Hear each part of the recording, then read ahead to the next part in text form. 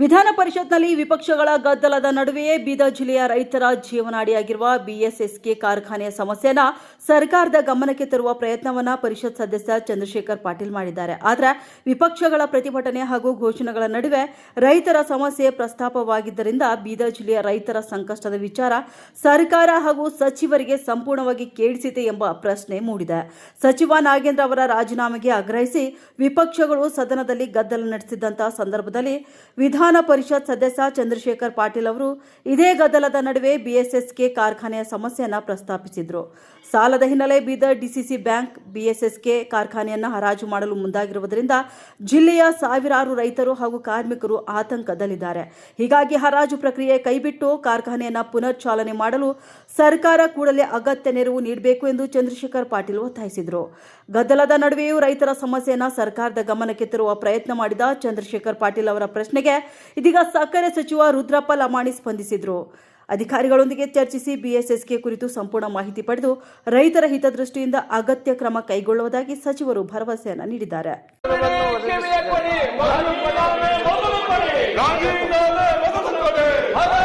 ಸಭಾಪತಿಗಳೇ, BSSK ಸಕ್ಕರೆ ಕಾರ್ಖಾನೆ ಬೀದರ್ ಜಿಲ್ಲೆಯ ಪ್ರಪ್ರಥಮವಾಗಿ ಪ್ರಾರಂಭ ಹಾಗೂ ಅತ್ಯಂತ ಹಳೆಯ ಕಾರ್ಖಾನೆಯಾಗಿದೆ. ಇದರಲ್ಲಿ ಸುಮಾರು 25,760 ಶೇರ್ಸ್ ಇದಾವೆ. ಇದರಲ್ಲಿ ಫಾರ್ಮರ್ ಶೇರ್ ಮತ್ತು ಗೌರ್ಮೆಂಟ್ ಶೇರ್ ಇದೆ. ಈ ಕಾರ್ಖಾನೆ ಸುಮಾರು ಬೀದರ್ ಜಿಲ್ಲೆಯ 6 ತಾಲೂಕಿನ ಮಧ್ಯದಲ್ಲಿ art of the central place Bidar ಇಂದ ಇದರಲ್ಲಿ 6 ತಾಲೂಕುಗಳ ಕೃಷಿ ಮಾಡುವಂತ ಕೆಪಾಸಿಟಿ ಇದೆ. ದಿನಾಂಕ 18/12/24ರಂದು ಬೆಳಗಾವಿ ಸುವರ್ಣಸೌಧದಲ್ಲಿ ಮಾನ್ಯ ಸಚಿವರಾದ ಸನ್ಮಾನ್ಯ ಶ್ರೀ ಶಿವಾನಂದ ಪಾಟೀಲ್, ಬೀದರ್ ಜಿಲ್ಲೆ ಉಸ್ತುವಾರಿ ಸಚಿವರು, ಮಾಜಿ ಸಚಿವರು ಹಾಗೂ ಅವರು ಬೀದರ್ ಜಿಲ್ಲೆ ಎಲ್ಲ ಶಾಸಕರು, ವಿಧಾನ ಪರಿಷತ್ ಸದಸ್ಯರು, ಸಕ್ಕರೆ ನಿರ್ದೇಶಕರು, ಎಂಡಿ ಕಾರ್ಖಾನೆ ಅಧ್ಯಕ್ಷರು ಹಾಗೂ ಡಿಸಿಸಿ ಬ್ಯಾಂಕಿನ ಸಿಇಒ ಎಲ್ಲರ ಸಮಕ್ಷೆಯಲ್ಲಿ ಸಭೆ ಜರುಗಿತ್ತು. ಎಲ್ಲರ ಲೀಸ್ ರಿಹ್ಯಾಬಿಲಿಟೇಷನ್ ಆಪರೇಷನ್ ಟ್ರಾನ್ಸ್ಫರ್ ಆಧಾರದ ಮೇಲೆ ಗುತ್ತಿಗೆ ನೀಡುವ ಬಗ್ಗೆ ತೀರ್ಮಾನಿಸಲಾಯಿತು. ಈಗ 40 ವರ್ಷ ಅವಧಿ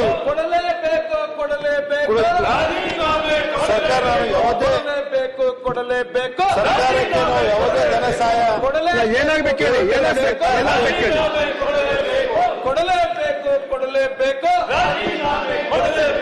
ದಲಿತರ ಹಣವನ್ನು ನುಂಗಿ ನೀರು ಕುಡಿದಿರುವ ನಾಗೇಂದ್ರ ಅವರ ರಾಜೀನಾಮೆ, ಹಣವನ್ನು ನುಂಗಿ ನೀರು ಕುಡಿದಿರ್ತಕ್ಕಂಥ ನಾಗೇಂದ್ರ ಅವರ ರಾಜೀನಾಮೆ, ದಲಿತರ ಹಣವನ್ನು ನುಂಗಿ ನೀರು ಕುಡಿದಿರುವ ಸರ್ಕಾರಕ್ಕೆ, ದಲಿತರ ಹಣವನ್ನು ನುಂಗಿ ನೀರು ಕುಡಿದಿರುವಂತ ಸರ್ಕಾರಕ್ಕೆ ಕೊಡಲೇಬೇಕು.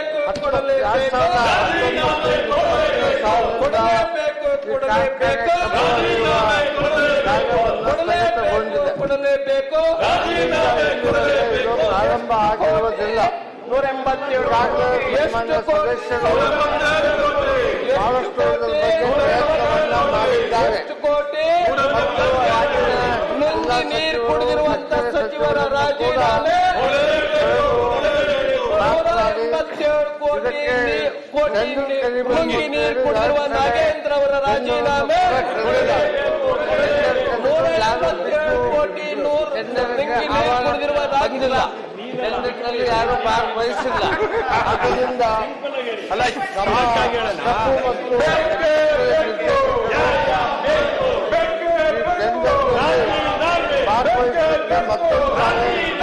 ಕೇಳಿದರು.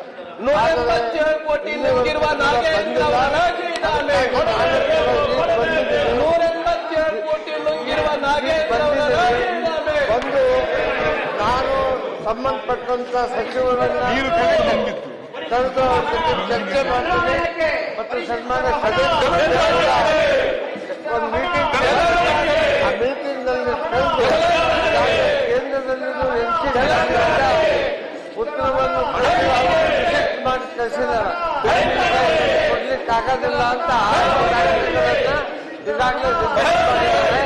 ಮತ್ತೆ ನಾವು ಈ ಸಬ್ಜೆಕ್ಟ್ ಅನ್ನ ಕ್ಯಾಬಿನೆಟ್ ಚರ್ಚೆ ಮಾಡಿ ಅಧ್ಯಕ್ಷರ ಕಾರ್ಯಕ್ರಮ ಅದನ್ನ ಸರಿಪಡಿಸುವ